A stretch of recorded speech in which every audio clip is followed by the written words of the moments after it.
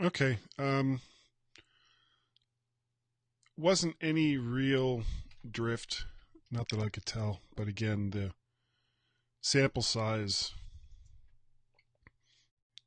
may just have been too small, and nobody's back on yet, so nobody can hear me.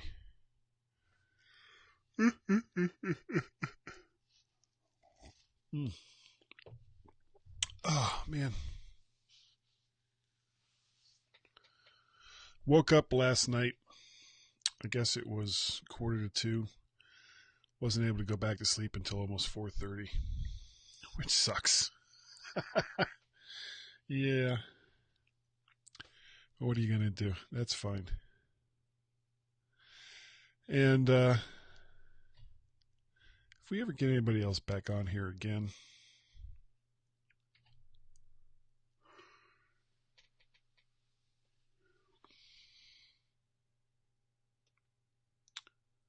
let's see. Is this? No, that's showing as Mac to the Future timeline.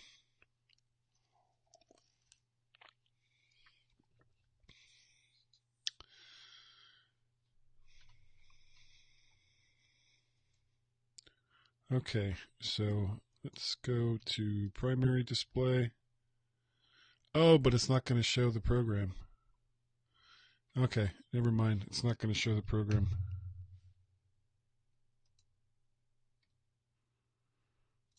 Current application. Nope.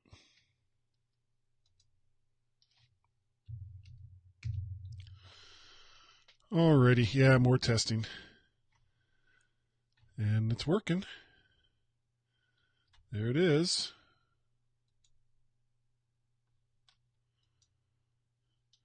So the good thing about this program is even if the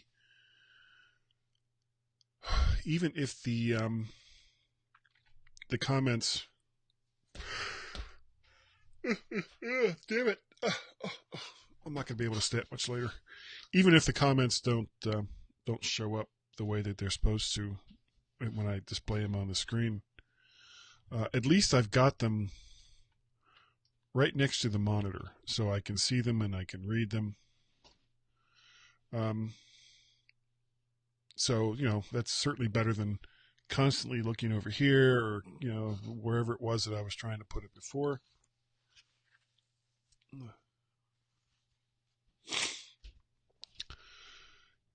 So I don't know if you heard me before, Brian. I was talking about that. I looked at the previous file that I just made, and I started at the very beginning and kind of skipped across it, got to the end, and wasn't any drift. But the sample size may not have been enough. 7 minutes, which is about how long it was. Um, it just wasn't long enough, I think, to be able to see if there was any real drift. So maybe next time, or let's see, how long has this one gone so far? 3.5 minutes.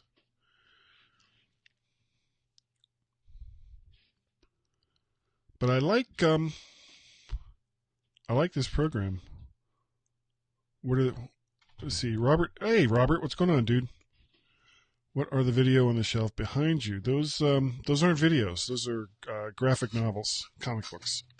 So all over here, those are mostly image books. I've got all the Walking Dead. I've got all the Invincible books, which is just about to end, and I'm kind of sorry because that was a great book.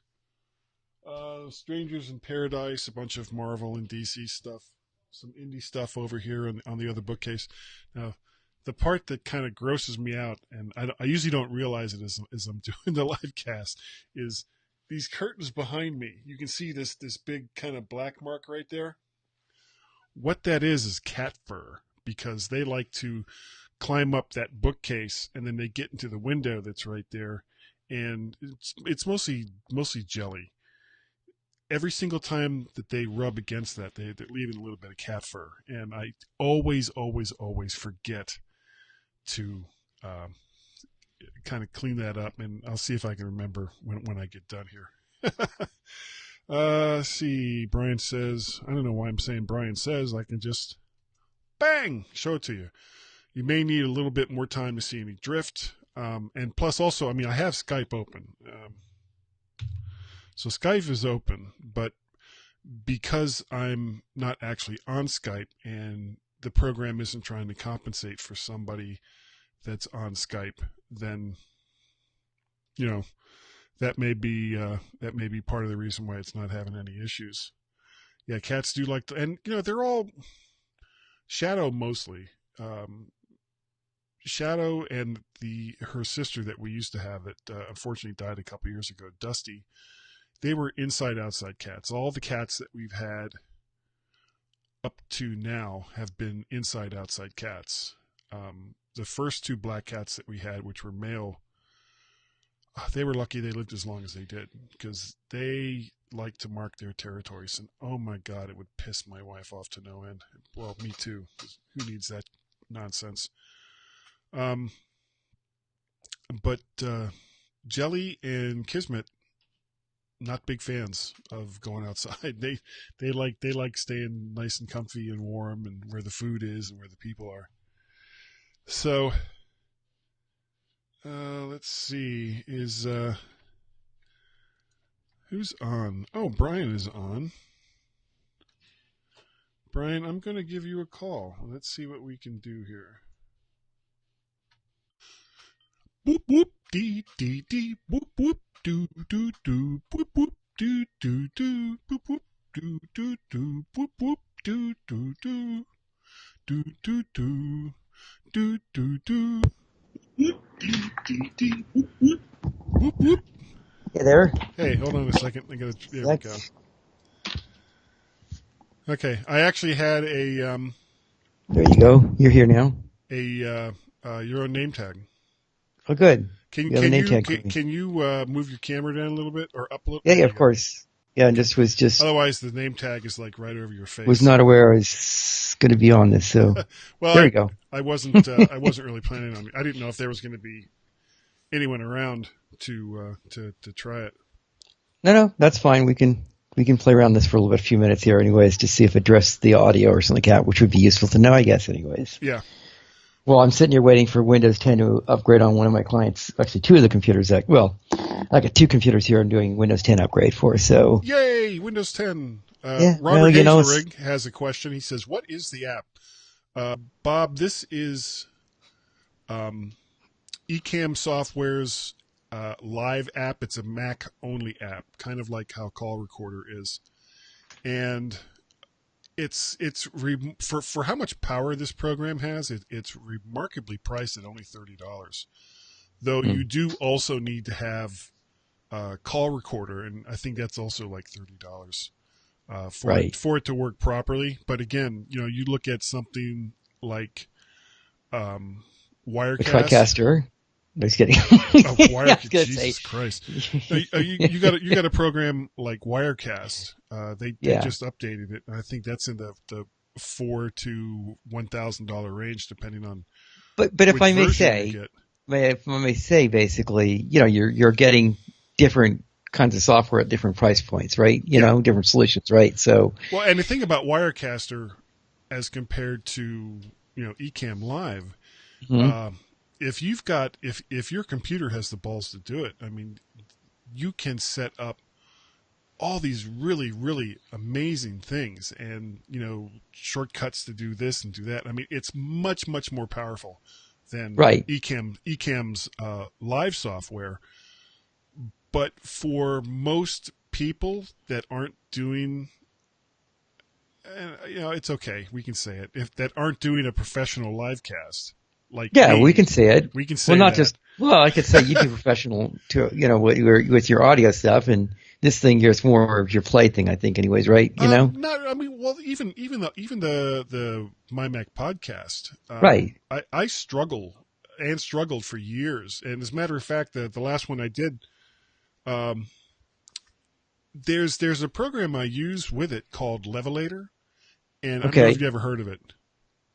I'm aware of what it. I'm pretty sure I know what it does, but I've not heard of the program, anyways. Which I understand you're trying to level out highs and lows, that kind of stuff. So it's basically almost kind of a noise gate, but not exactly, Well, basically. it's not really a noise. A noise gate basically looks at the overall signal and says, "Okay, I'm going to cut off, all audio from this point down."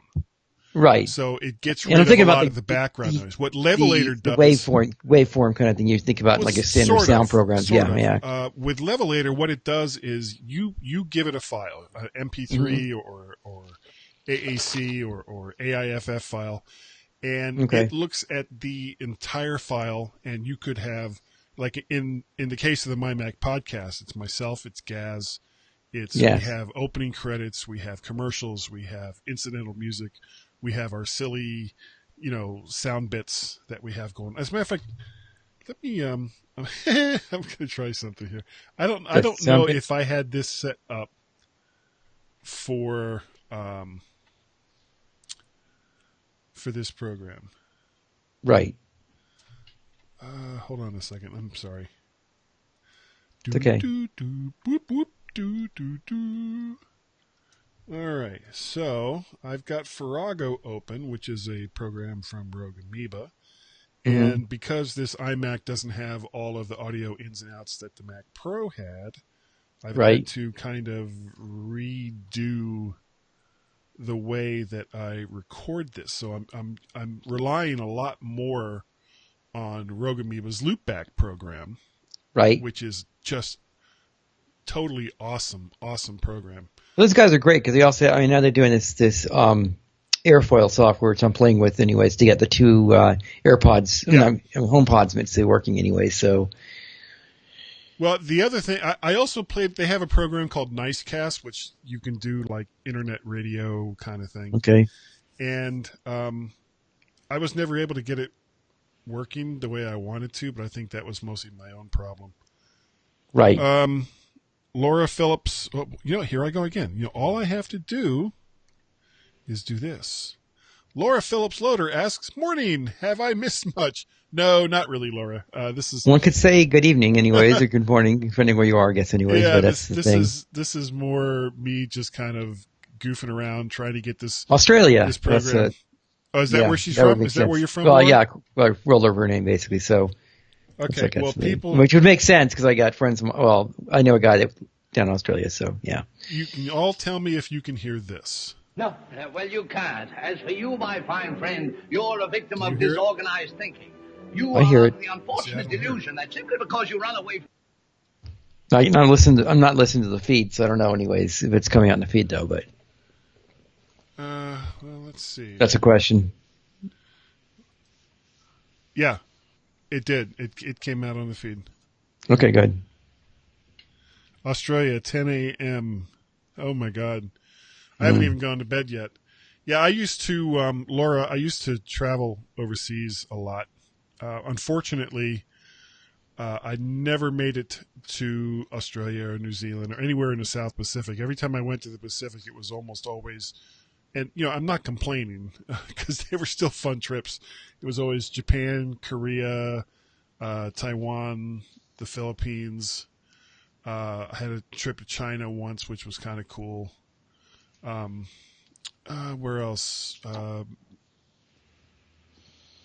Not Philippines. Well, I did go to the Philippines. Thailand. Vietnam, possibly. No, at the time when I was traveling, we didn't. The place that I worked did not have facilities Okay. in Vietnam. They do Okay. now, but Right. not Okay. not back then. Yeah. So, anyway, so you guys could hear that. I could not. So if I am going to, yeah, here I go again. Just put it on the screen, guy. Yes, And Laura the says guy. that I'm missing out. It's beautiful here. I have heard such wonderful things about Australia and New Hmm. Zealand, and the beach. Because Laura. I'm a huge beach person. I grew up in South Florida, and the beach in me have always had. Yeah. Wherever I went, if there was a beach, I went. I went to the beach every single time, every single chance that I got. Just love the beach.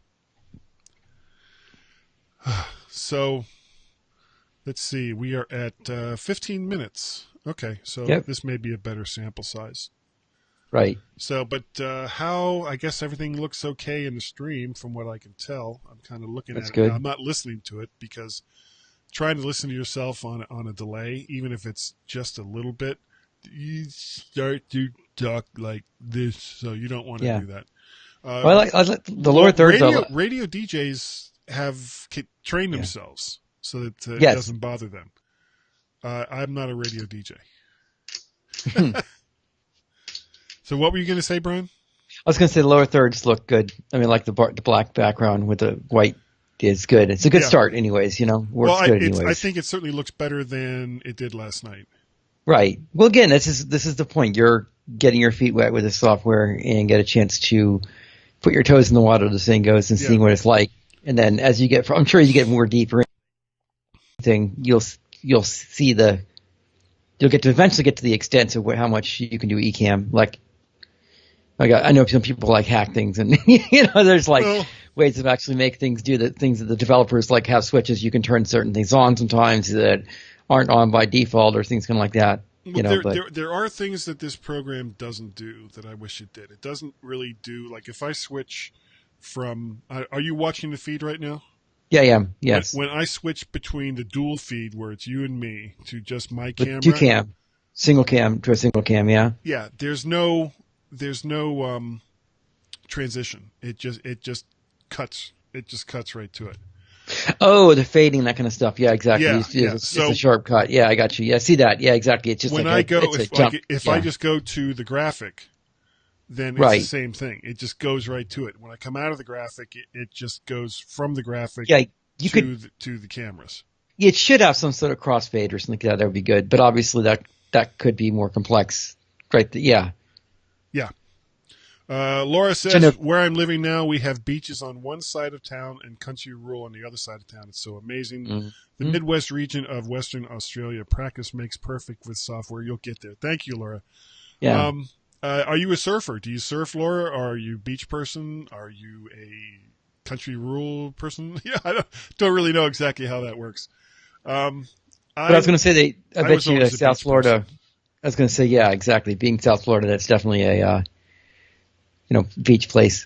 Well, you have to remember, especially like spring break and that kind of, I know there was like a whole entire thing with the kids. Well, would come not down. anymore. Not anymore. Not in Fort Lauderdale. I mean, right. They go to, from what I understand, Daytona is still big. Mm-hmm. The Panhandle is really big. So Destin and places along the northern Panhandle of Florida, that gets a lot of attention. But Fort Lauderdale kind of had its heyday in, I guess, like the 70s and 80s, and then the politicians decided that all those mom and pop hotels would look much better if they were great big Hiltons. No, I'm sorry. Let me rephrase that. The big hotels paying lots of money to the politicians decided that it would be much better to have the great big hotels there. So they basically taxed the small mom and pop hotels out of business.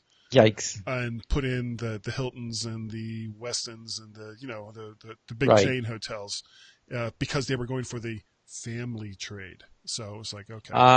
Okay, but yeah. I'd already left by then because I left South Florida in 1981.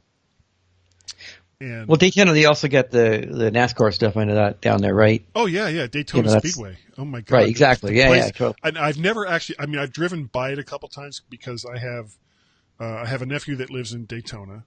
Okay. I have another nephew, his brother, that lives in, it's just to the north. I want to say it's not Jupiter, but it's like just to the north of Daytona. And he's got this like crazy huge house. I mean, we're talking 10 bedrooms, 12 bathrooms, and he picked this place up, as I understand it, for like $500,000-$600,000, which is like half, and it's on 2 lots in the development that he's in. And the guy who built it, from the story that as I remember it, and this may have absolutely no bearing in reality whatsoever, the story as I remember it was that the guy built the house for him and his wife became ill and then passed away. before the house was completed, and he just kind of lost all heart in doing anything with it and was like, okay, to hell with it, and he just sold it. So besides this huge house, really, really nice pool with like an island in the middle of the pool and a huge deck that has, barbecue and all the rest of this stuff, there's a separate pool house that has bedroom, bathroom, full kitchen, and like a living room that their father, my brother, and his wife basically lived there, apart from the main house. Sounds like a guest house, kind of like basically. Yeah. And I've only been there once, but the place it's beautiful. But the place is so big because it's him and his wife and their 3 kids, and it's way more house than they could ever live. So most of the house, depending on the time of the year, is closed off. So when it's really, really hot, they live downstairs because it's cooler there. But in the wintertime, they pretty much move upstairs because heat rises. So, right, of course. And the rest of the house, they keep closed off. He's got this, you see this in like, all the finest houses have like a big media room with these really incredibly comfortable chairs. Oh yeah. And my nephew was basically, telling me it's a home theater. It's basically a home theater. It's a real home theater, not just like a living room. No, this has got like 12 seats in it.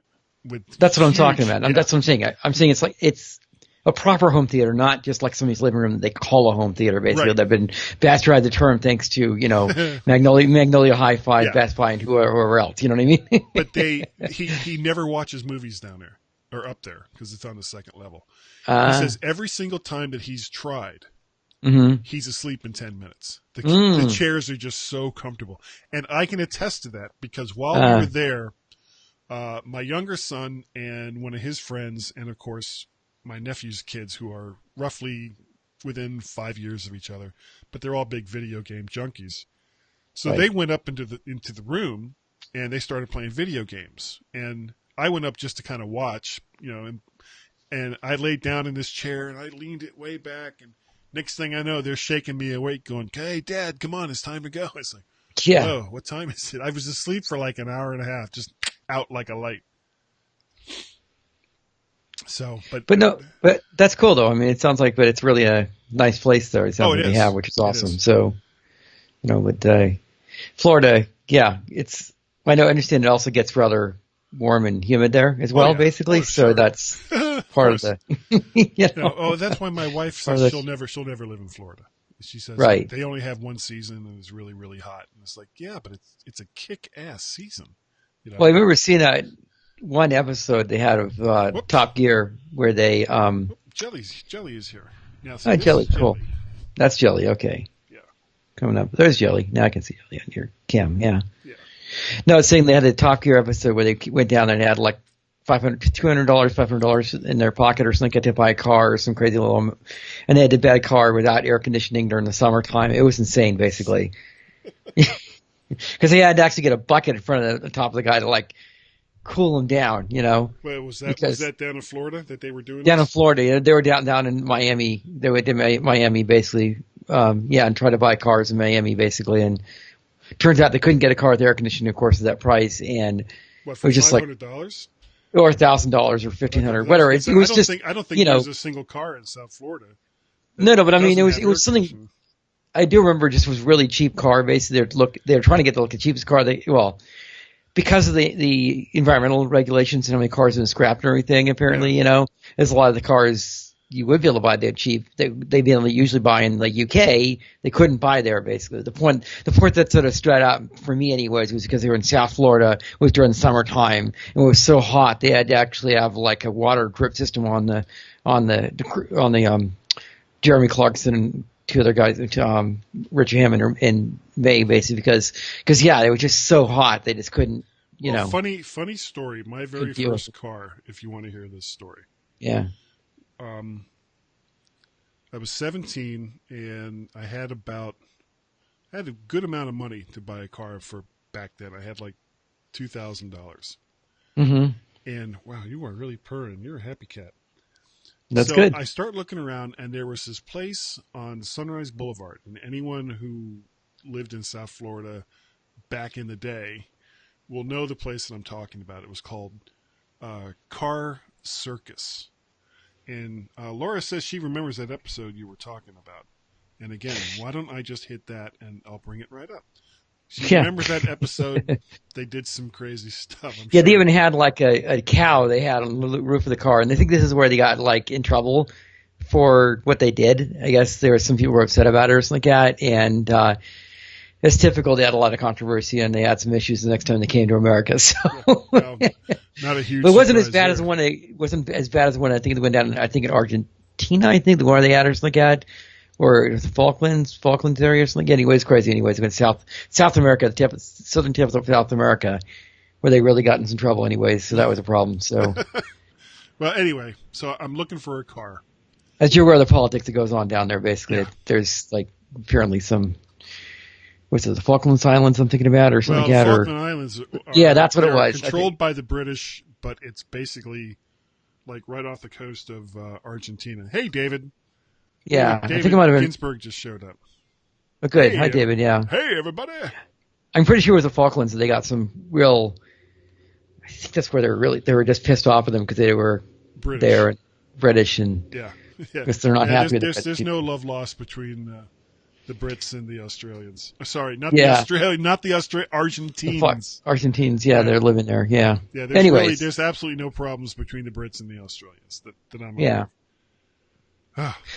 Anyways, Catty Cats, they're nice. Oh, and David is going to be speaking at MacStock. Yeah, I was talking about MacStock last night, Dave. That's going to be a blast. So, and real quick, anyone, if you can get to MacStock, you really should go. You know, all joking aside here. I have been for the last 3 years and I had a great time. Right. Hello, Happy Cat. So. And like as Dave Hamilton replied back to me, I says, "Yes, I love Max." Yeah.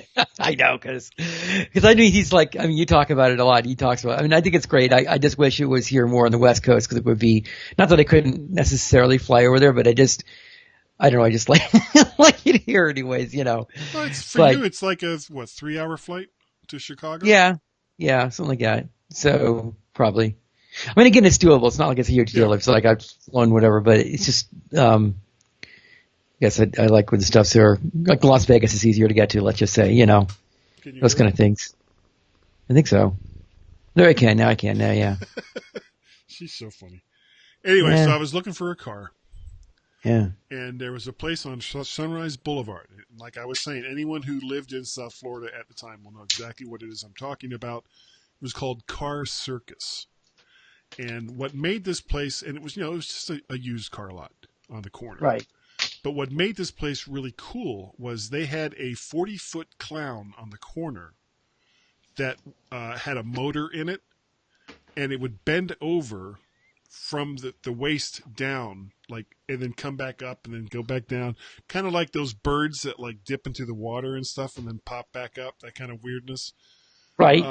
But I was looking at some of the cars they had, and they had this is 1977. It was a 1972.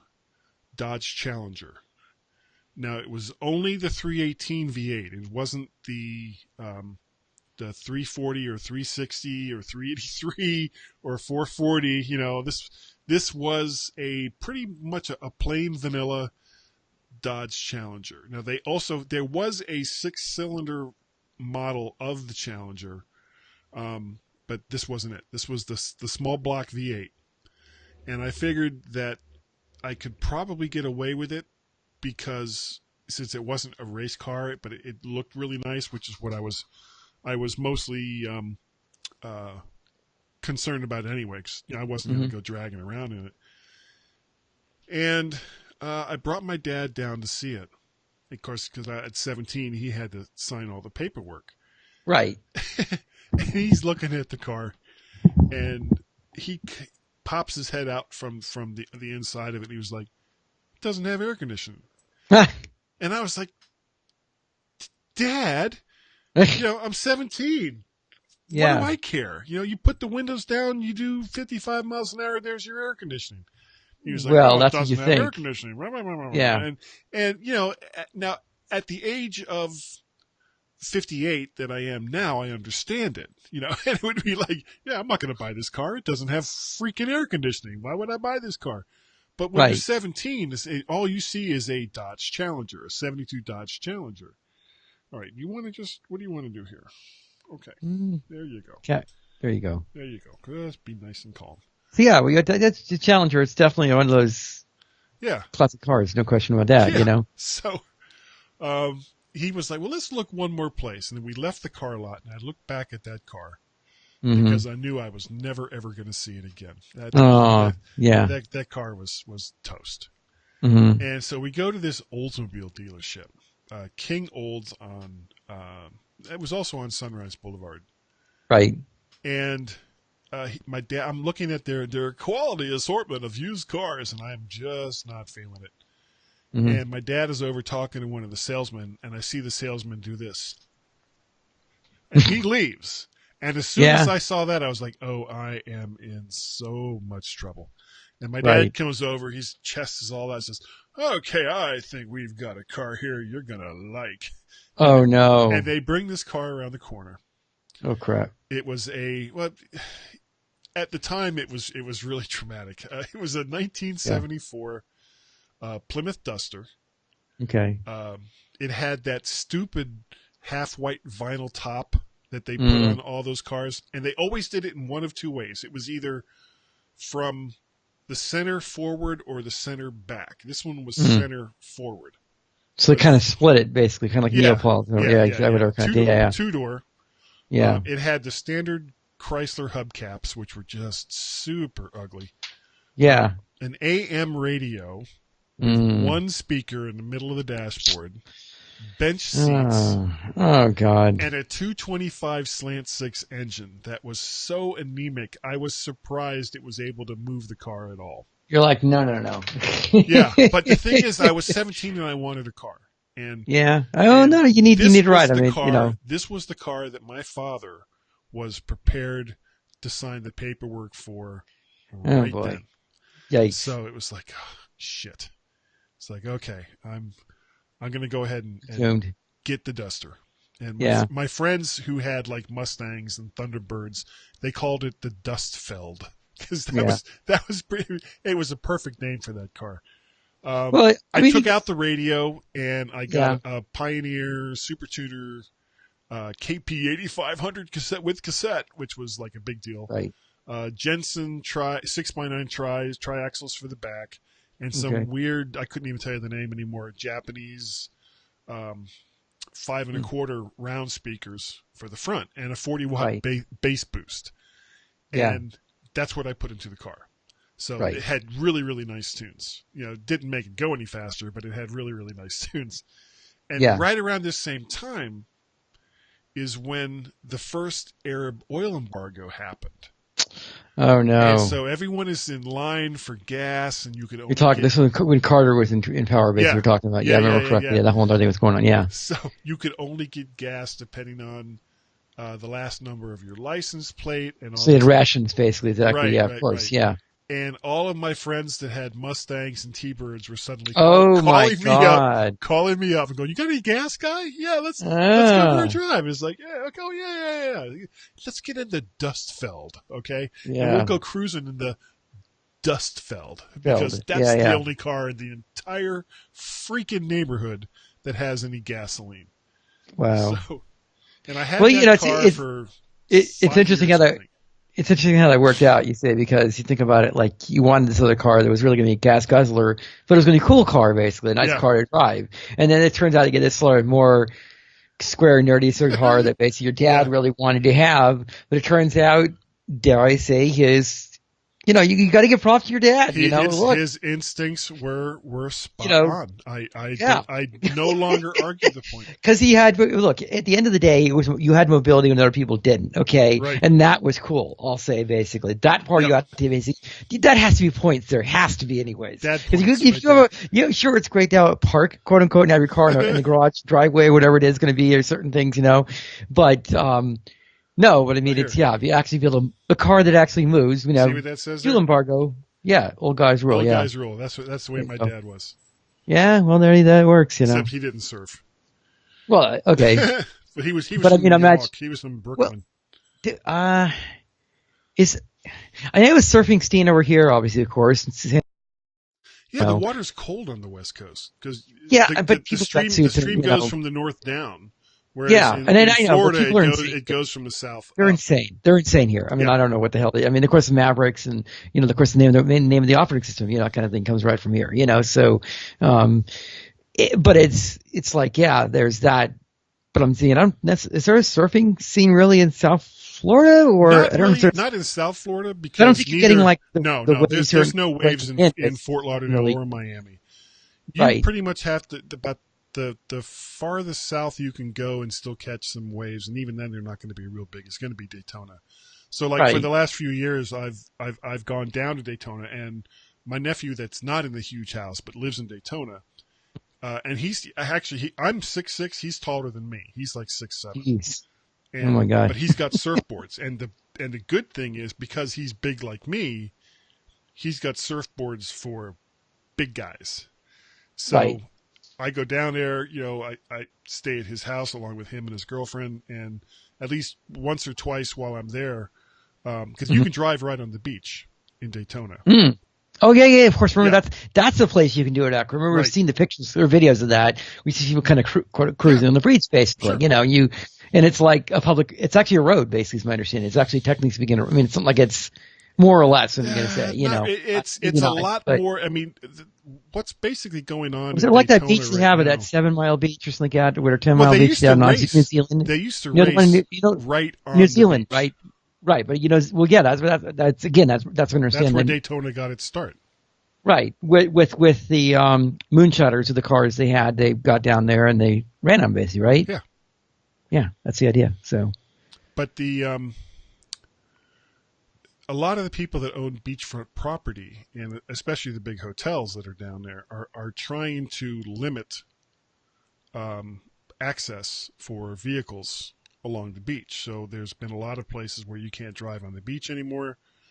And they always couch it in the same way. Well, it's for public safety, blah blah blah. No, it's not that at all. You just don't want the hoi polloi driving behind, your big fancy hotel that you spent millions of dollars to put up. The reality is, this is part of, I guess we could call it gentrification. It's just what happens is that, the kids, when they want to go for someplace cheap and go hang out and do what they're going to do, but then you get people who have more money coming in there, they're going to want certain things that are a little bit nicer, And you're right, they're not going to want people just driving in front of their hotel or whatever. Hotel, so that. Yeah, but I'm sure that's because I've heard the stories about that spring break kind of stuff happening and how they had to crack down a lot of. Oh my God, there would be hundreds of thousands of college kids all there getting drunk. Oh yeah, getting crazy, having a good time, and there wasn't. Sure, every once in a while there'd be a few little problems, right? But for the most part, the kids were just there to have a good time. Was it something where it got worse because certain crowds started showing up there that? No, I mean, how do I say this? I'm trying to be like skirt around this space, but I'm just trying to say that. No way let's just say the people that cause problems, that start showing up some stuff. Like I know here in San Francisco, we've had problems at the they had shut down. Really curtail or shut down the Halloween stuff because you get people coming in from the not nice part of town, basically, and they would just want to come in. You're talking about San Francisco. I mean, you say the not nice part of town, and that could be almost anywhere. Well, honestly, San Francisco has the weirdest layout. Yes, no. Any city that I have ever been in, and it doesn't matter what part of the city that you're in. There's going to be good parts and bad parts. Yeah, no, it's weird because like the Tenderloin Western Addition area, which honestly I would love to see. Same thing. Yeah, I would love to see some of that area be gentrified more so because honestly, that land is so damn valuable. It's sitting right next to like the heart right there, which is like Union Square. The cable cars turn around at Powell and Market and that kind of stuff. Yep. And it's like, no, the people that are living in that area there are giving a massive gift that they're not, and it's just they're not. I don't know. It's kind of like, look, you have to go for a longer commute. I'm sorry. People who make more money should have the privilege of being able to live nicer places. That's all. That's just my opinion, basically, So, I'm closer to downtown area where they can walk to work and, have easier access to transportation. In fact, the fact that BART and Muni and all the rest of the systems are right there on Market Street and Mission and that kind of stuff. So it's one of those things where, again, yeah, I agree. You go around one corner and it's like, fifth and Market's fine and sixth and Market's like a ghetto. And it's like, Yeah. it's like kind of Brazil. It's like Brazil that way. It's kind of weird. You get this really nice area. Oh yeah, like, damn yeah, Brazil. Right over, Brazil. Yeah, I got my pocket picked for $200 the very first night I was in Brazil. Yeah, $100 in cruzados and $100 in US. And I should have known. And I was actually my wallet was in my back pocket, but my money was in my front pocket. I've seen the still had the wallet. They got the money.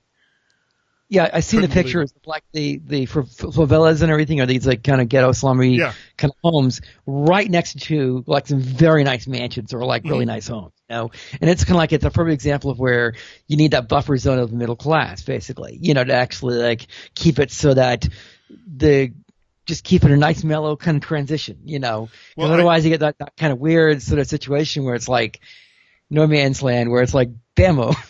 Well, I know that I went to the last 7 Macworld Expos. Yeah. And stayed in a different hotel each and every time. The nicest one that I stayed in, or actually I don't think it was really the nicest, but it was certainly the one that I enjoyed the most. Oh my God, what the hell was the name of it? It starts with an M, I think. It was like right there where Mel's was. No, it's not Marriott or something. No. It wasn't. It was like it was not the Marriott, because you could actually get rooms that didn't have bathrooms. There was like a communal bathroom on one floor. Oh. It wasn't a hostel. Yeah. But when I made my reservations, it was like, you know what, I want a room with a bathroom. I know, call me old fashioned. No. And I was willing to pay the extra money to have it. The W is one I know that I would definitely have that. That's a really nice one. No, it was not the W. It was like the Mandeville or something like that. Okay, yeah. If I looked at it, if you look where Mel's is. Oh yeah, I know Mel's Cafe. Exactly. You just come a little bit away from there, away from the Moscone Center. It's like within a block or so. Okay, yeah. It's like right across from what was the name of that little shopping thing there? It used to be owned by Sony.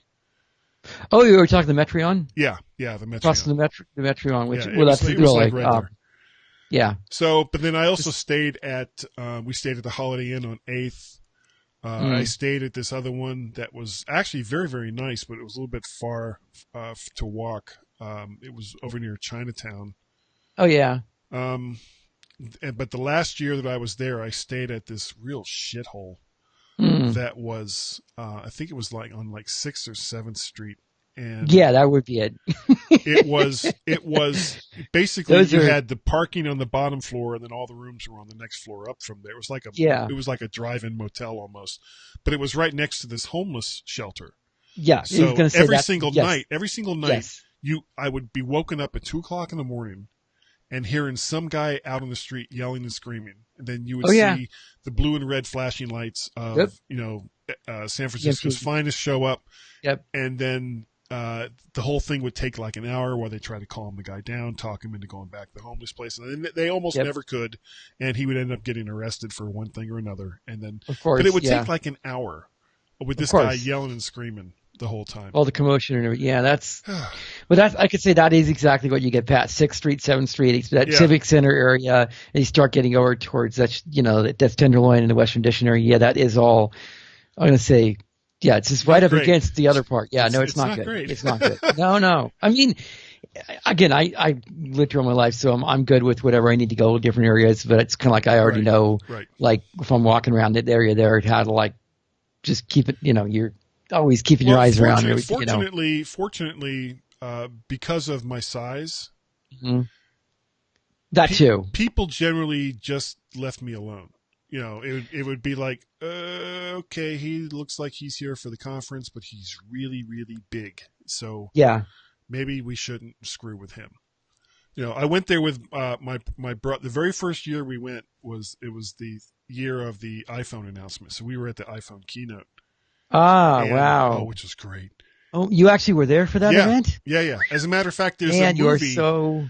There's a movie called Mac Heads. I don't know if you ever Yeah, heard of yeah. it. I've seen that. Yeah, Right and about it the had right about the 6 minute mark, and 6 minute mark. I'll look at. they're in the auditorium for the keynote. You'll Yeah. see a guy standing there with a ponytail holding up a video camera. That was me. And then like 3-4 seconds later, there's a shot of a guy sitting down in the audience who has like this glasses and a big beard. That was my brother Larry. So we both Okay. ended up in Macheads. I didn't even know about it until it was years later. Someone got a hold of me and was like, you're in a movie. And I was like, what? Yeah. What do you mean? He said, yeah, I saw this movie on CNN called Macheads. And I think it Yep. was CNN. And yeah, I saw you. And it was like, so I got the movie. And what I really should do, I've got it here someplace, is take out that little snippet.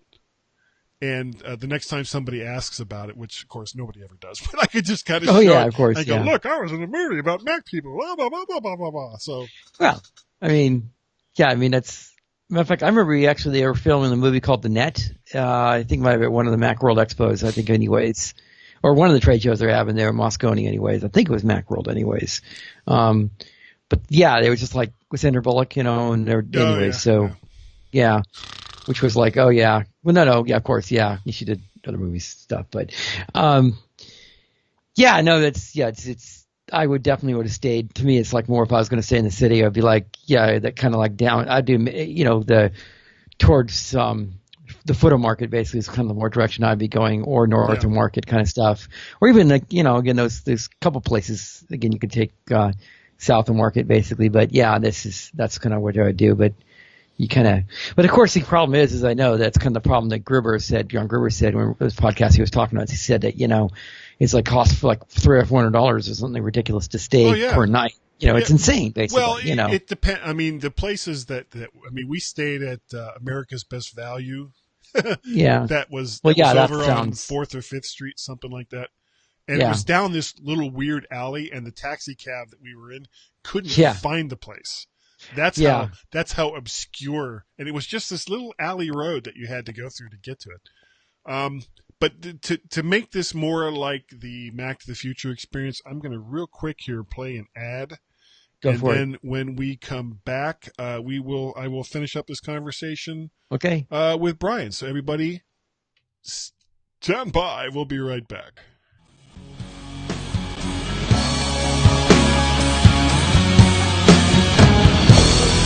Are you a new Mac user or an old hand?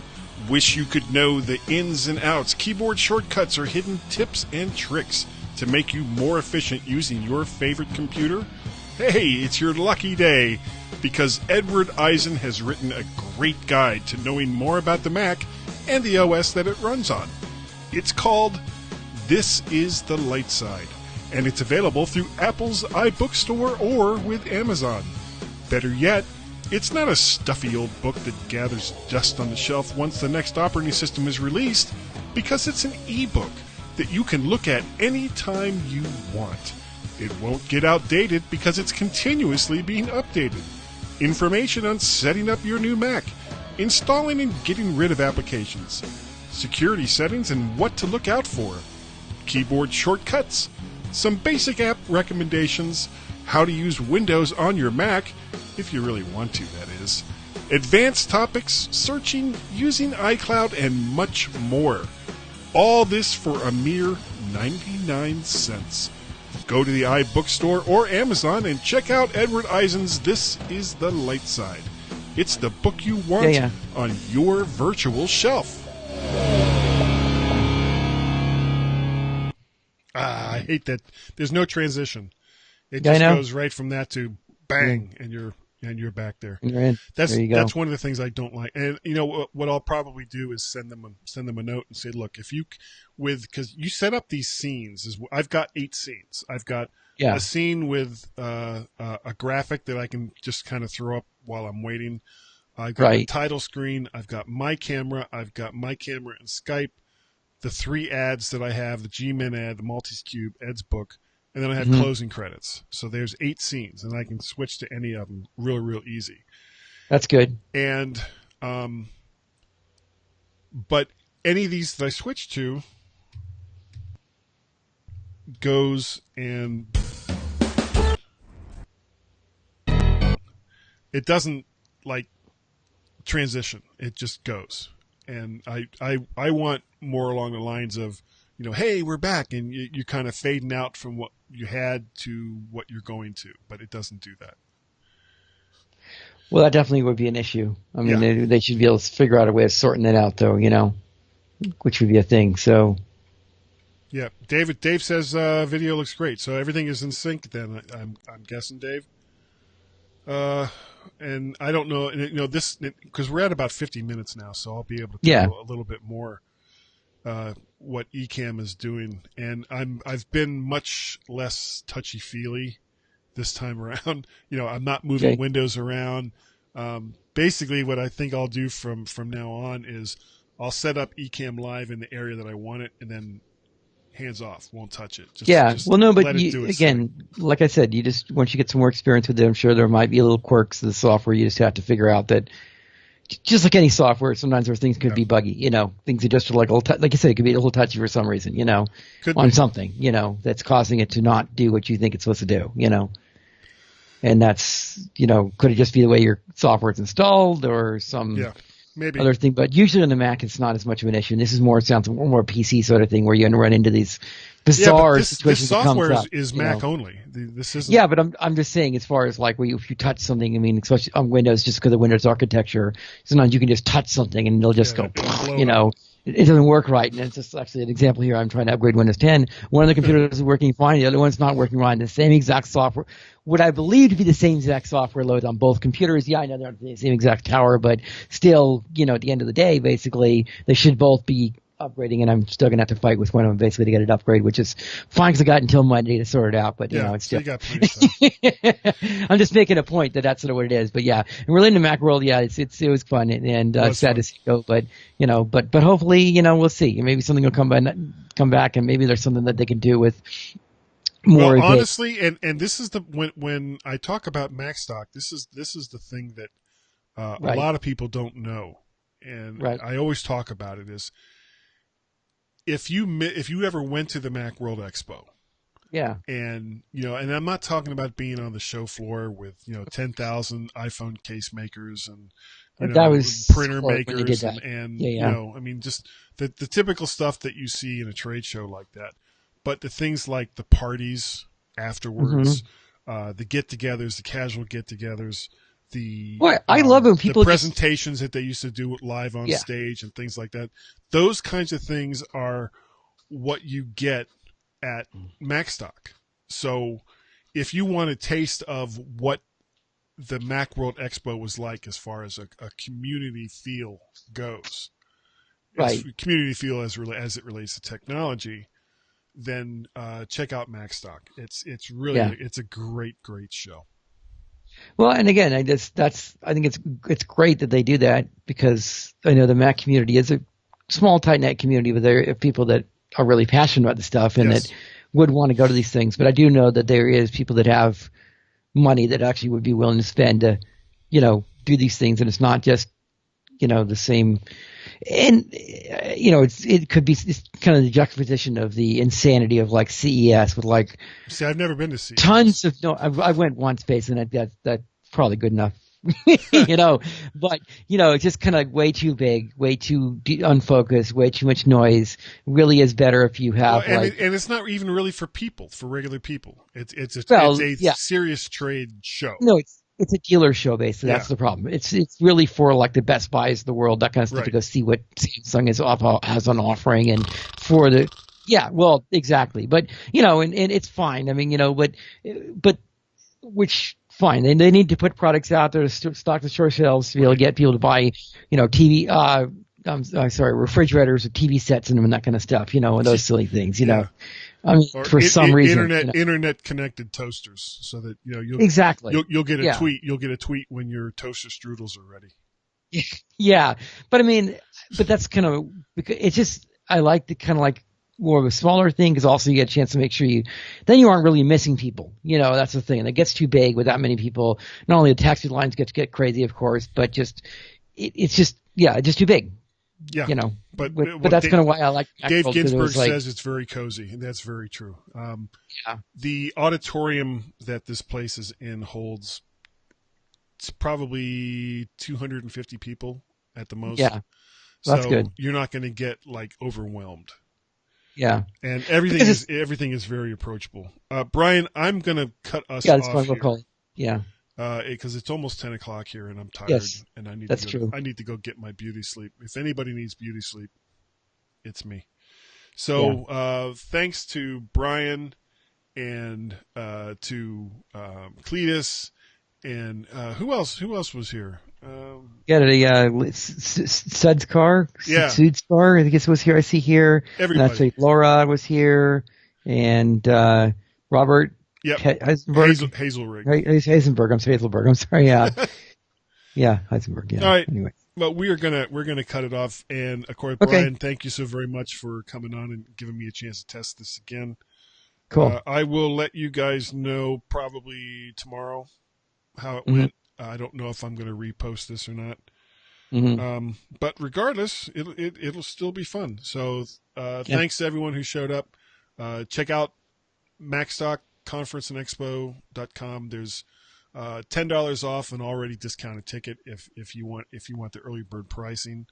It's $169 as compared to $249, which is the regular price for the whole weekend.